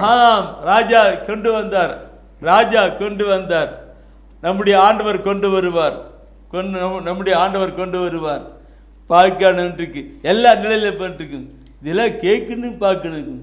சோர்ந்து போனீர்களா சகோதரமே? சோர்ந்து போனா கடவுளுக்கு உண்மையும் உத்தமாய் வாழ்ந்து கடந்து வாங்க. அன்று யோசேப்பை எப்படி ஆண்டவர் ஆசீர்வதித்து மேல உயர்த்தினாரோ அதே போல உயர்த்துவார். நம்மில் அன்பும் இரக்கமும் பரிவும் பாசம் வைத்திருக்கிற ஆண்டவர் தானே, நம்மை காண்கிற ஆண்டவர் தானே, நம்மை ஒவ்வொருவரையும் கண்டு கண்ணுக்கு நம்மோடு கூட பேசுவதற்காக மகனை ஏன் சொந்து போற, உன்னை கைவிட மாட்டேன் என்று தான் ஆண்டவர் செய்துகிட்டு இருக்கிறார். நாம் ஒரு பரிசுத்தமான ஒரு வாழ்க்கையை வாழ்கிற பொழுது, ஆண்டவருக்கு பிடித்தமான ஒரு வாழ்க்கையை வாழ்கிற பொழுது, உண்மையாக ஒத்துமாக நம்முடைய உலக வாழ்க்கையிலே வாழ்ந்து கடந்து போகிற பொழுது பல பிரச்சனைகள் போராட்டங்கள் வரலாம். ஆனாலும் ஆண்டவர் நம்மை கைவிடாதவராய் இருக்கிறார் நன்றிக்கின்றார். பார்க்கணும் பிரியமானவர்களே, இந்த வசன வார்த்தைகளை சோர்ந்து போகாதே என்று பார்க்கும் பொழுது அந்த பவுலடிகளின் வாழ்க்கையில் எப்படியெல்லாம் செயல்பட்டு கடந்து வந்தது, அவர் எப்படி உறுதியாக இருந்தார். அது விடுக்க அடுத்து நேற்று தினத்தில் பார்த்தோம், யோசேப்பை குறித்து பார்த்தோம். அவருடைய வாழ்க்கையில் எப்படி இருந்திருக்கும். ஆனாலும் எங்கேயோ ஒரு வார்த்தை கடந்து வந்தது, சோர்ந்து போகாது என்று. எனக்கு இப்படிலாம் சொல்லுகிற பொழுது, என் அன்பானவர்களே, என்னை இப்படிலாம் சொல்லுகிற பொழுது நான் இந்த நிறைய பாடல்கள் உண்டு. நான் நீங்களும் கூட கேட்டிருப்பீங்க. ஒரு பாட்டு இருக்கும், இந்த சோர்ந்து போகிற மக்களை பார்த்து அவருக்கு ஒரு அருமையான ஒரு பாட்டு இருக்கும். அது பாட்டு எப்படின்னாக்கே, சோர்ந்து போகாதே மனமே, சோர்ந்து போகாதே, சோர்ந்து போகாதே மனமே, சோர்ந்து போகாதே, கண்டுனை அழைத்த தேவன் கைவிடுவாரோ, கண்டுனை அழைத்த தேவன் கைவிடுவாரோ, சோர்ந்து போகாதே மனமே, சோர்ந்து போகாதே. இப்படிப்பட்ட வார்த்தை எல்லாம் நம்முடைய உள்ளத்துல பதியணும். இந்த வார்த்தை இது அவரு சொன்ன வார்த்தை தான். சோர்ந்து போகாதே மகனே, மகளே, உலகத்திலே உனக்கு உபத்திரங்கள் வேதனைகள் உண்டு, சோர்ந்து போகாதே, நான் உன்னை கைவிட மாட்டேன் என்று சொல்லுகிற அந்த வார்த்தை தான் இல்லைங்களான்னு அவர் பாடல். இப்படி நம்முடைய உள்ளத்திலே அந்த வார்த்தைகள் அதிகமாக இருக்கணும். ஒரு பாட்டு பார்க்கணும். சரி, நான் இன்னும் கூட சொல்லுகிற பொழுது, சோர்ந்து போகாதேன்னு சொல்லுகிற பொழுது, அடுத்து ஒரு நபரை கொடுத்து நான் இந்த பைபிள்ல இருந்து வார்த்தை சொல்ல நினைக்கிறேன். யோபுடைய வாழ்க்கை எடுங்க. யோபுடைய வாழ்க்கை எடுங்க. அவருடைய வாழ்க்கையில் எப்படிப்பா அந்த நிலை இருந்ததுன்னு பார்க்கும் பொழுது உச்சகட்டமான ஒரு வாழ்க்கை தான் இருக்கு. யோபுடைய வாழ்க்கை பார்க்கிற பொழுது அவர் அந்த வார்த்தைகள் ஒவ்வொன்றும் பார்க்கிற பொழுது இருக்கும். யோபு ஒரு பரிசுத்தமான ஒரு வாழ்க்கை வாழ்கிறார். ஆண்டவருக்கு பிடித்தமான ஒரு வாழ்க்கை வாழ்ந்திருக்கார் இல்லைங்களா? இன்றைக்கு பிசாசே சாத்தானே அங்கிட்டு கேட்கும்போது ஆண்டவர் சொல்றாரு, எனக்கு உண்மையாய் உத்தமாய் வாழ்ந்திருக்கிற யோபுவை நீ பார்த்தாயா? அது இருக்கு. பிசாசு சொல்லுகிறது, நீ அவரை வேலி போட்டு பாதுகாத்து நல்லா வச்சுட்டு இருக்கிற, அதனால தான் அவர் நல்லா இருக்கிறார். இல்லை, அவன் உண்மையாகவே அப்படிதான் வாழ்ந்துட்டு இருக்கிறான். நீ வெறுமா டெஸ்ட் பண்ணி பாரு. ஆண்டவர் அந்த பிசாசோட்டுக்கிட்டு செல் பண்ணிட்டு நான் படிச்சிருக்கிறோம் அந்த யோபு வாழ்க்கையில் இருக்கு. என் அன்பானவர்களே, அது யோபு பரிசுத்தமான நிலையிலே வாழ்ந்து கொண்டு இருக்கிற பொழுது என்ன அந்த பிசாசுக்குன்னா, அவனுக்கு ஆண்டவர் சொல்றாரு, பிசாசு கிட்ட சொல்றாரு, நீ அவனுக்கு உயிருக்கு ஒன்றும் தேடக்கூடாது, மற்ற என்ன செஞ்சுப்பாரு எப்படிக்கிறான், உயிருக்கு ஒன்றும் பண்ணக்கூடாது, மற்றெல்லாம் பண்ணுறதுக்கு. பிசாசு கடந்து வந்தது என்ன ஃபஸ்ட்டு அவருடைய செல்வத்தையும் பிள்ளைகள் எல்லாம் அழித்து கொண்டிருக்கு. அந்த யோபு புத்தகத்தில் பார்க்கிற பொழுது, யோபு பார்க்கிற பொழுது முதல் அதிகாரத்தில் அந்த 13வது வசனத்தினுடைய தலைப்பு பாருங்க. 13 வசனத்தில் அந்த தலைப்பை பார்த்தாவே என்ன சொல்லப்பட்டிருக்கு பார்த்துருக்கும்? யோபு பிள்ளைகளையும் செல்வத்தையும் இழத்தல். பாருங்க, ஒன்று பிள்ளைகள், ரெண்டாவது செல்வம். அந்த பிள்ளைகள் மேலே ரொம்ப பாசம் வைத்திருப்பார். அந்த பாசம் நம்ம அப்படிப்பட்ட பாசம். யோபு சில வேலை இல்லை, தன்னுடைய பிள்ளைகள் எல்லாம் இதை ஒரு விருந்து கூட்டி போறாரு வச்சுக்கல, ஒரு விருந்து கூட்டி போறாரு. அங்கே விருந்து கூட்டி போனாக்க அங்கே எல்லாம் நடக்கிற நிகழ்லாம் பார்த்துட்டு இருக்கு. பிள்ளைகள் ஏதாவது தப்பு பண்ணிருப்பாங்களா, பேசியிருப்பாங்களா அப்படின்னு சொல்லிட்டு அந்த பிள்ளைகளுக்கு பாவப்பரிகார பலியாக ஒப்பு கொடுப்பாரான். அதுக்கான ஒப்பு கொடுப்பாரான். அவ்வளவு பாசமுள்ள பிள்ளைகள் செட்ட அவ்வளவு வந்துட்டாங்க. இவர் பரிசுத்தமான நிலையில் வந்துட்டு, அதே போல தன்னுடைய பிள்ளைகளும் பரிசுத்தமான வாழ்க்கை வாழ வேண்டும் என்று அங்கே செயல்பட்டு கொண்டு இருக்கிறார். அதனால கடவுள் அவரை ஆசிரித்திருக்கிறார். பிசாசு அங்கே வருகிறது, அது இருக்கு. அது செல்வத்தையும் பிள்ளைகளையும் செல்வத்தையும் அவுட் பண்ணிடுறது. நல்லா அவுட் பண்ணிருக்கு. அவருடைய வாழ்க்கையில் பார்க்கிற பொழுது எல்லாமே ஒன்றுமே இல்லைதான் போயிட்டார். யோபு இவருடைய வாழ்க்கை பற்றி நான் அதிகமாக சொல்ல தேவையில்லை, ஏன்னா எல்லாம் நீங்களாம் கேட்டது தான், படிச்சு தான். இதுக்கு யோபு எல்லாவற்றையும் இழந்து போனார். ஒரு பரிசுத்தமான ஒரு வாழ்க்கை வாழ்கிற ஒரு மனிதன், கடவுளைக்காய் உண்மையை மொத்தமாய் வாழ்ந்து இருக்கிற ஒரு மனிதன் எல்லாவற்றையும் இழந்து போனார். அன்பானவர்களே, அந்த யோபு புத்தகத்தை நீ படித்து பார்க்கணும். அந்த யோபு சொல்லுகிற வார்த்தை இன்று நீங்களும் நானும் சொல்ல முடியுமா? அந்த 21ஆம் அதிகாரத்தில் அந்த 1 வசனத்தை படிச்சு எனக்கு என்ன சொல்றாரு? அவர் சொல்றாரு பாருங்க, என் தாயின் கருப்பையின் நின்று என் தாயின் கருப்பை பிறந்த மேனியாயின் வந்தேன். அங்கே திரும்புகையில் பிறந்த மேனியாய் யான் செல்வேன். ஆண்டவர் அளித்தார், ஆண்டவர் எடுத்துக்கொண்டார், அவரது பெயர் போற்ற பெருக என்றார். அவர் பெயர் போற்ற பெருக என்று சொன்னார். அவங்களுடைய மனைவி இன்றைக்கு எல்லாரும் சொல்றாங்க, எல்லாம் போனாங்க. இன்றைக்கு நான் என்ன கொண்டாந்தனா? நான் பிறக்கும்போது அப்படியே கொண்டாந்தனா? இல்லை, அவர் கொடுத்தாரு, அவரு எடுத்துக்கிட்டாரு. நான் பிறந்த மணியை வந்தா பிறந்த மணியே போறேன். எப்படி வார்த்தை அப்பா, வார்த்தை! இன்னைக்கு எப்படிப்பட்ட நிலைகள் இருக்கு சொல்ல முடியுமா? பெரிய பணக்கார வாழ்க்கையில் இருக்கிறவங்க சொல்ல முடியுமா? பார்க்கணும். யோபு அப்படி சொல்லுகிறார். நான் அப்படிதான் அவர் தானே இதெல்லாம் கொடுத்தாரு. பணத்தையும் செல்வத்தையும் பிள்ளைகள் எல்லாத்தையும் அவர் தான் கொடுத்தாரு. அவர் எடுத்துக்கிட்டார், அவர் அளித்தார், அவர் எடுத்துக்கிட்டார்.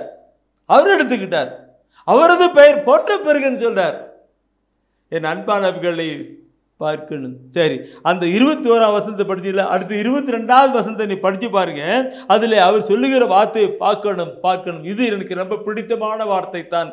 இவை அனைத்திலும் யோபு பாவம் செய்யவும் இல்லை, கடவுள் மீது குற்றம் சாட்டவும் இல்லை. கடவுள் மேல குற்றம் சாட்டவும் இல்லை. ஏன் ஆண்டவரே நான் இப்படி பண்ணேன்? ஏன் இப்படி பண்ணீங்க? எதுக்கு தான் நான் வாழணுமா? இதுதானே செய்யணும்? இல்லை, இப்படி நினைப்பு ஆதரவு ஒண்ணுமே அவர் இல்லை. அவர் பின்னாடி சொல்லிருக்கும், இப்படிலாம் பேசுகிற பொழுது அவருடைய வாயிலிருந்து எந்த விதமான வார்த்தையும் வரல.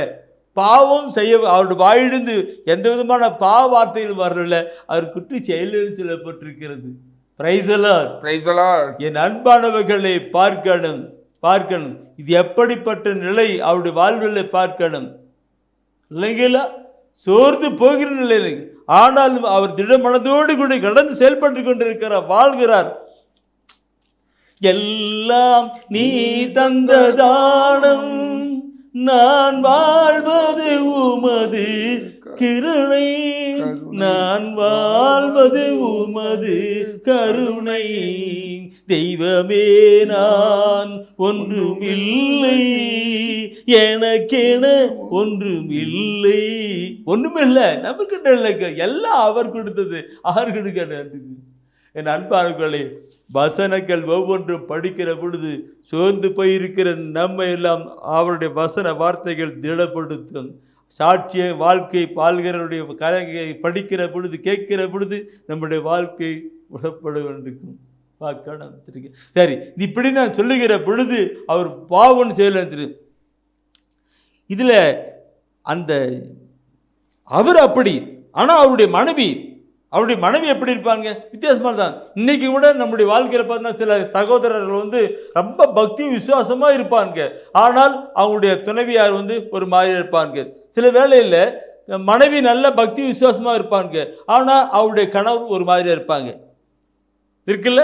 இருக்குது.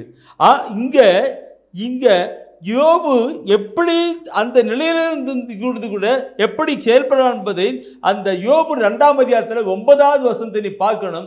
அந்த அவருடைய மனைவி ஒரு மாதிரி சொல்றாங்க, ஆனால் கூட யோபு எப்படி உறுதியான நிலையில் இருக்கிறார் என்பதை அந்த 2ஆம் அதிகாரம் 9வது வசனத்தை நம்ம பார்க்க முடிகிறது. அப்போது அவரின் மனைவி அவரிடம், இன்னுமா மாசின்மையில் நிலைத்திருக்கிறீர்? மாசின்மையில் நிலைத்திருக்கிற பரிசுத்தமான வாழ்க்கையில வாழ்ந்திருக்கிறீங்க கேட்கிறார். கடவுளை பழித்து மடிவதுதானே என்றால், கடவுளை பழித்து மடிவதுதானே சொல்றாங்க. எப்படி சொல்றா பார்த்துக்கிட்டு அவர் மனைவி அவருடைய மனைவி இன்னும் மாட்சிமையில் நிலைத்திருக்கிறீரா? இன்னும் இருக்கிறீங்களா? இன்னும் பரிசுத்தமா வாழணுமா? அப்படி வாழணுமா? போட்டு இருக்க எல்லாம் போட்டு செத்து போவதானையா? என்ன வார்த்தை, எப்படிப்பட்ட வார்த்தை! அப்போ யோபு, அதாவது நான் சொல்றது என்ன, நாம் சொல்லுகிற, பேசுகிற, நடத்துகிற ஒவ்வொரு காரியத்தையும் ஆண்டவர் தானே பார்த்து கொண்டே இருக்கிறார். இதுல எல்லாவது மிஸ்டேக் பண்ணிடுவானா, அதுகளும் மிஸ்டேக் பண்ணிடுவான்னு பார்த்துட்டே இருக்கிறார். இந்த கொஸ்டின் ஆன்சர் பேப்பர் எப்படி பார்த்து மார்க் போடுறாங்களோ அதே போல நம்முடைய வாழ்க்கையும் பார்த்து ஆண்டவர் மார்க் போடுறவராக இருக்கிறார். யோபுடைய வாழ்க்கையில பார்க்கும் பொழுது tick tick tick tick mark போட்டிருப்பார் இல்லைங்களா? வாழ்க்கை இன்னைக்கு உங்களுடைய வாழ்க்கையில் அது டிக் அடிக்கணும், என்னுடைய வாழ்க்கையில் டிக் அடிக்கணும். டிக் அடிச்சா டிக் ஆசீர்வாதம் இல்லைங்களா? இல்லைனாக்க சில போட்டு ஒன்றுத்தில் இன்ட்டு போட்டோன்னா அழகிட்டு இருக்கு. அடுத்து நீங்கள் பார்க்கணும், யோபுடைய மனைவி அப்படி சொல்லிட்டா இல்லைங்களா? எல்லாம் இப்படி இன்னுமா மாசின்மை வாழ்ந்துட்டு இருக்கிற பரிசுத்தமான வாழ்க்கைங்க, போங்க அதெல்லாம் போட்டுட்டு கடைச்சிட்டு சலித்து மலிச்சிட்டு மடிவைத்தான்னு சொல்கிறாங்க, சாவாத்தானே. அடுத்த வசனம் சொல்வதை பார்க்கணும். யோபு அதற்கு பதில் சொல்வது தான் அதுங்கே. யோபு அதற்கு பதில் சொல்லுகிறார். ஆனால் அவர் அவளிடம், நீ அறிவற்ற பெண் போல் பேசுகிறாய், நன்மையை கடவுளிடமிருந்து பெற்ற நாம் ஏன் தீமையை பெறக்கூடாது என்றார். இவை அனைத்திலும் யோபு தம் வாயால் பாவம் செய்யவில்லை. யோபு தம் வாயால் பாவம் செய்யவில்லை. அப்படி சொன்ன அவரை பழிச்சிட்டு ஆண்டவரை பழிச்சிட்டு மடிவு தான் சொன்னார். ஆனால் இப்படிலாம் நடந்து போது கூட யோபு தன் நாவினால வாயினால பாவம் செய்யவில்லை சொல்லுங்க. என் அன்பானவர்களே, நம்முடைய வாழ்க்கையை பார்க்கணும். நம்முடைய வாழ்க்கையில இப்படிப்பட்ட நிலையில கொண்டு கடந்து வரணும். உலகம் வெறுத்து பேசலாம், காரணமின்றி பகைக்கலாம், உன்னை படைத்தவரோ எப்படி வார்த்தை இல்லைங்களா? Price the Lord. என் அன்பானவர்களே, யோபுடைய சத்தியத்தை சொல்றது ஒவ்வொன்றும் டிக்கு டிக்கு மார்க்கு அப்படியே போட்டு வந்தார். போட்டு வந்துட்டு இல்லை என்னன்னாக்க எல்லாத்திலும் டிக் மார்க் வாங்கிட்டு இருந்தால அவர் வாயிலிருந்து ஒன்று வரல, சொல்றதுல ஒன்று வரல, நடத்துல ஒன்று வரல, எல்லாத்திலையும் டிக் மார்க் வாங்கினால்தான் அவருக்கு என்ன பண்ணார், கடவுளை பார்த்து காடு பிடிச்சி வாசித்தார். யோபுல 42ஆம் அதிகாரத்தில் கடைசி அதிகாரத்தை நீ பார்ப்பீங்களான்னா அந்த 42ஆம் அதிகாரத்தில் 10வது வசனம் சொல்லுகிறது. 10, 11 வசனத்தை 10, 11 12வது வசனம் பார்த்தனா 10வது வசனம் முதல்ல படிங்க. அது யோபு தன் நண்பர்களுக்காக மன்றாடின பிறகு ஆண்டவர் செல்வங்களை மீண்டும் நல்கினார். மேலும் அவர் யோபுக்கு இருந்தனவற்றை எல்லாம் 2 மடங்கு ஆக்கினார். அக்கா அண்ணா நான் சொல்கிறது ஒன்று கேட்கணும். என்ன யோபு தன் நண்பர்களுக்காக மன்றாடினார். யோபு இந்த கதிக்கு வந்துட்டார். இந்த நிலைக்கு என்னன்னைக்கு எல்லாமே இழந்து போயிட்டு பரிதவிச்சுட்டு உட்காந்துருக்கிறாரு, எழுதிட்டுருக்கிறாரு. அப்போ அவரை பார்த்து எல்லாரும் என்ன பண்ணி சொல்லிருப்பாங்க, ஈவன் தோ அவருடைய மனைவியே இப்படி தான் சொன்னார் இல்லையா, அப்படின்னா அவங்க நண்பர்கள் என்ன சொல்லியிருப்பாங்க, எப்படிலாம் பேசியிருப்பாங்க. ஆனாலும் யோபு என்ன பண்ணுறாருனாக்க அவருக்கு ஜெபம் பண்ணுறாங்க, அவுட்புட் ஜெபம் பண்ணுறாங்க. அதனால என்ன நடக்குதுன்னு ஆண்டரை பார்த்தாரு. டீக்குன்ற மாத்திரம் இருக்குல்ல, அங்கே அப்படி இண்டு போட்டு பெரிய மார்க் போட்டு 100 மார்க் போட்டு விட்டாரு, 100 மார்க் போட்டு விட்டாரு. 2 மடங்கு ஆசீர்வதித்தார்.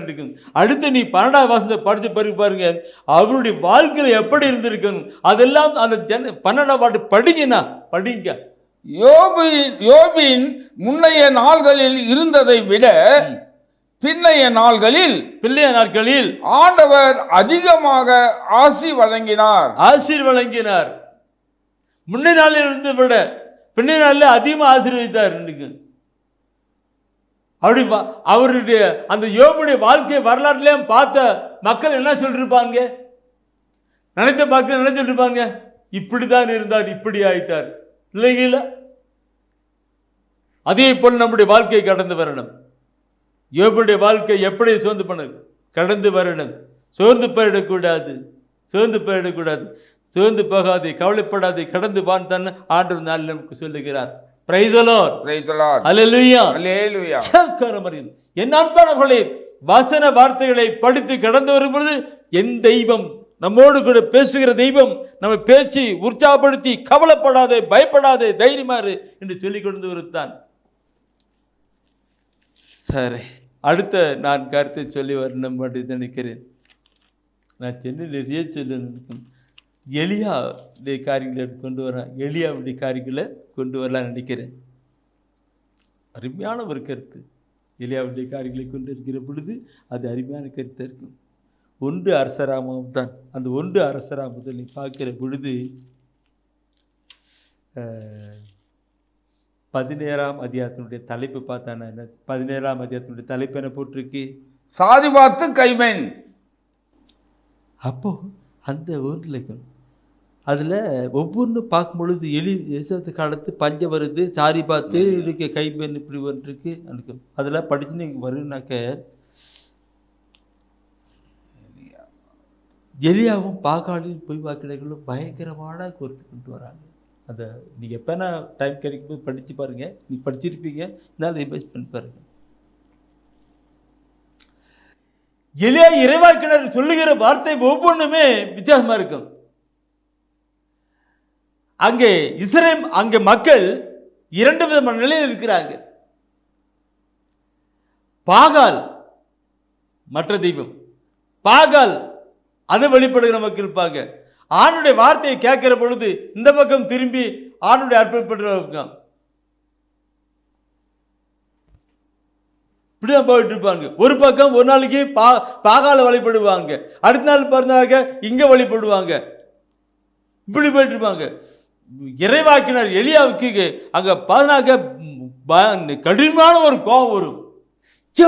என்னையா நீங்க அந்த 18ஆம் அதிகாரத்தில் 21ஆம் வசனம் படிச்சு பாருங்க, அவர் என்ன வேதனை சொல்லியிருப்பாரு. எலியா மக்கள் அனைவர் முன் சென்று, எத்தனை நாள் இருமனத்தோராய் தத்தளித்துக் கொண்டிருக்க போகிறீர்கள்? ஆண்டவர்தாம் கடவுள் என்றால் அவரை பின்பற்றுங்கள், பாகால்தான் என்றால் அவன் பின்னே செல்லுங்கள். எப்படி அடிச்சு பேர் அவன் எத்தனை நாள் எப்படி போயிட்டு இல்லைங்களா? இன்று இந்த காலகட்டத்திலும் அப்படிப்பட்ட நிகழ்வுல போயிட்டே இருக்குது. இன்றைக்கு ஆண்டவராய் கடவுளை கண்டு அங்கே போனா பிள்ளை சொல்லி மந்திரத்துக்கு போய் தேடி போயிட்டு இருக்கு. அது பிள்ளை சின்னம், அது பிசாசுடைய காரியம் இருக்கு. வெற்றி தேடிப்பாரு. என் அன்பார்களே, எவ்வளவு நாளைக்கு இப்படி இருப்பீங்க? அதுக்கு அவர் என்ன பண்றாரு, எலியா என்ன பண்றாருனாக்கா ஒரு பெரிய ஒரு உறுதிப்படுத்துவதற்காக அங்கே கொண்டு வராங்க. அங்கே வருகிற பொழுது என் அன்பானவர்களை பார்க்கணும் இருக்கும். ஒரு பலிபடம் கட்டி எல்லா மக்களையும் வர வச்சு அது இது இருக்கு. அங்கே கொண்டு வருகிறார். வானத்தின் நெருப்பு பற்ற வச்சு எல்லாம் கொண்டு வந்து இதுதான் உறுதின்னு சொல்லுகிறார். ஆண்டவர் தான் கடவுள் என்று எல்லா மக்களும் அந்த மன்னர் கூட எல்லாம் அறிந்து கொள்ளுகிற மனநிலையிலே கொண்டு வருகிறார். என் அன்பானவர்களே, அப்படி வருகிற பொழுது இந்த போலி இறைவாக்கினர் இருக்கிறாங்களே, அந்த போலி இறைவாக்கினர் எல்லாம் இவரை பிடிச்சு சாகடிக்க வேண்டும் என்று அங்கே திட்டம் வச்சு செல்லப்பட்டாங்க. அப்போ சொல்றாங்க, நீ ஓடி போயிடு. சரி, ஓடி போறார். தனியாக ஓடி போறார். ஓடி போயிட்டுருக்கு ஒரு இதில் போயிட்டு தண்ணி சாப்பிட்டு வந்துட்டு இருக்கிறார். தண்ணி போயிட்டு இவனை படித்து பார்த்தனாக்க அந்த மனுஷர் கடவுளுடைய ஊழியக்காரர், கடவுளுடைய இறை வாக்கினர், மக்களை கடவுளுடன் கொண்டு வருகிற மனிதர். அவருக்கு எப்படி ஒரு பிரச்சனை வந்து பார்க்கணும். ஓடி போயிருந்தான். அந்த 19ஆம் அதிகாரத்தில் நீ பார்க்கணுனாக்க 4வது வசனத்தை பார்க்கிற பொழுது அங்கே சொல்லப்பட்டிருக்கிற வார்த்தை பார்க்கணும். 19 4வது வசனம் நினைக்கிறேன். அவர் பாலை நிலத்தில் ஒரு நாள் முழுவதும் பயணம் செய்தார். அங்கே ஒரு சூறை செடியின் அடியில் அமர்ந்து கொண்டு தாம் சாக வேண்டும் என பின்வருமாறு மன்றாடினார். ஆண்டவரே, நான் வாழ்ந்தது போதும், என் உயிரை எடுத்துக்கொள்ளும். நான் என் மூதாதையை விட நல்லவன் அல்ல. எப்படி மன்றார பாருங்க. அந்த பாகால் போக்கட்டு பண்ணு இன்னைக்கு அது நடந்துட்டு இருக்குது. ஆண்டுடைய காரியங்கள்ல கொஞ்சம் தான், ஆனா பிசாசுடைய காரியம் தான் அதிகம் ஓடிக்கிட்டு இருக்குது. இறையாட்சின்ற நிலையில கொஞ்சம் தான், அந்த பிசாசு ஆட்சி தான் நிறைய ஓடிக்கிட்டு இருக்கு. இதனால்தான் பிரச்சனையே. அன்னைக்கு நடந்து இன்னைக்கு நடந்துட்டு இருக்கு. அவர் போறார், போயிட்டு போதும் ஆண்டவரை என்னை எடுத்துக்கிடுன்னு சொல்றாரு. அப்போ கடவுள் பாருங்க, ஆண்டவர் பாருங்க, இன்றைக்கு அங்கே காகத்தின் வழியாக உணவு கொடுத்து அங்கே செயல்படுத்துகின்ற காரியங்கள் அருமையான ஒரு காரியமா இருக்கும். அந்த 7வது வசனம் என்ன எடுத்து படிச்சு 4வது வசனம் படிச்சு அப்படியே படிச்சு 7வது வசனம் படிச்சு பாருங்க. என்ன இது 7வது வசனம்?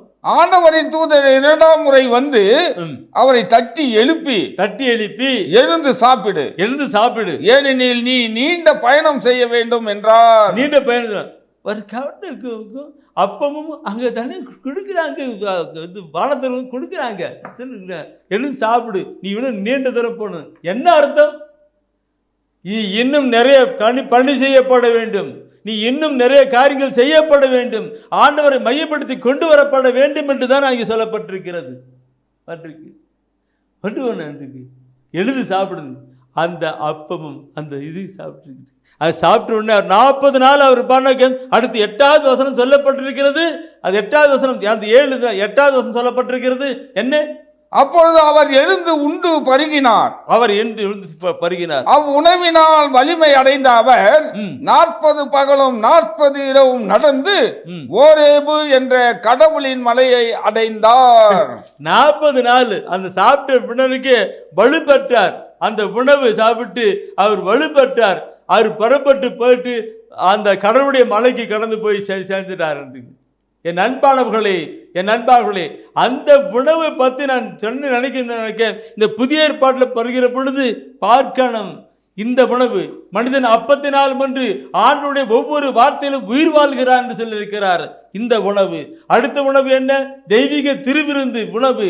அந்த உணவை சாப்பிடுகிற பொழுது, இந்த உணவை சாப்பிடுகிற பொழுது ஆத்மாவிலே பலன்பட்டு நாம் கடந்து செயல்பட முடியும்.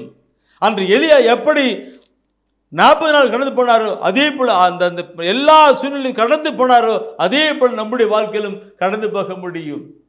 கருத்துக்களை பண்ணும். அது அப்படி நீங்க தொடர்ந்து படிப்பினாக்க கடவுள் அந்த இஸ்ரேல் மக்களுக்குள்ள ஒரு ராஜா வைக்கிறான். அந்த அருள்பொழி செய்வதற்காகவே கொண்டு வந்துட்டு இருக்கிறான். இதை கேட்டுக்கொண்டிருக்கிற என் அன்பான சகோதரமே, சோர்ந்து போகாதே. ஆண்டவர் கைவிட மாட்டார். அன்று எலியாவை எப்படி செயல்பட்டாரோ அதே போல நமக்கும் செயல்படுகிறவராக இருக்கிறார். யோபு செயல்பட்டது போல நமக்கு செயல்பட்டவராக இருக்கிறார். ஜெபிக்கலாம், கண்களை விடுவீங்களா? உள்ளத்தை திறப்பீங்களா? அந்த ஆண்டவர் இயேசுடைய பிரசனத்தில் கடந்து வருவீங்களா? அன்னைக்கு பவுலுக்கு சொல்லப்பட்ட வார்த்தைகளை பார்க்கணும், யோபுடைய வாழ்க்கையில் சொல்லப்பட்டதை பார்க்கணும். இல்லைங்களா? யோபுடைய வாழ்க்கையை சொல்லப்பட்டதை பார்க்கணும். ஒவ்வொரு நிலையை பார்க்கிற பொழுது, எலியாவுடைய வாழ்க்கையிலே பார்க்கிற பொழுது, அந்த நேற்றும் என்றும் என்று மாறாதவராக செயல்பட்டு கொண்டிருக்கிறார். எந்த இயேசு கைவிட மாட்டார், என்னை மறந்திட மாட்டார். எந்த இயேசு கைவிட மாட்டார், என்னை மறந்திட மாட்டார். எல்லாரும் என்னோடு கூட இணைந்து பாடுங்க, பாடுங்க சகோதரமே. ஒரு முறை பாடுவது 2 முறை ஜெபம் பண்ணுவதற்கு அர்த்தமா இருக்கிறது. பாடுங்க. எந்த நேசு கைவிட மாட்டார், என்னை மறந்திட மாட்டார். 1000 துன்பம் வந்தாலும், 1000 துன்பம் வந்தாலும் அச்சம் எனக்கில்லையே. கோட்டையும் அரணும் அவர், அத்தனையும் தகர்த்திடுவாரே. அப்படி கையை மேல உயர்த்துங்க.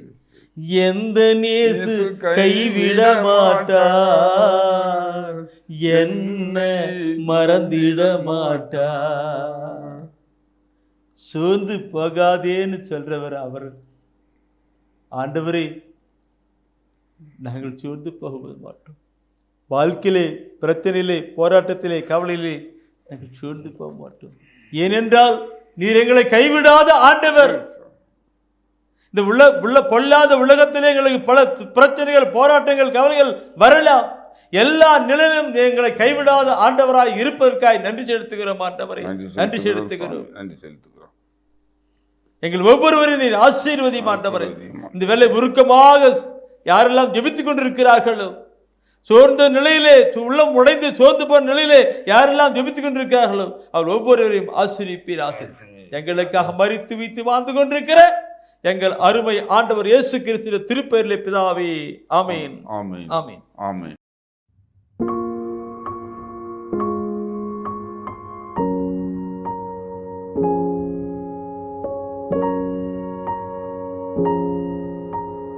thank you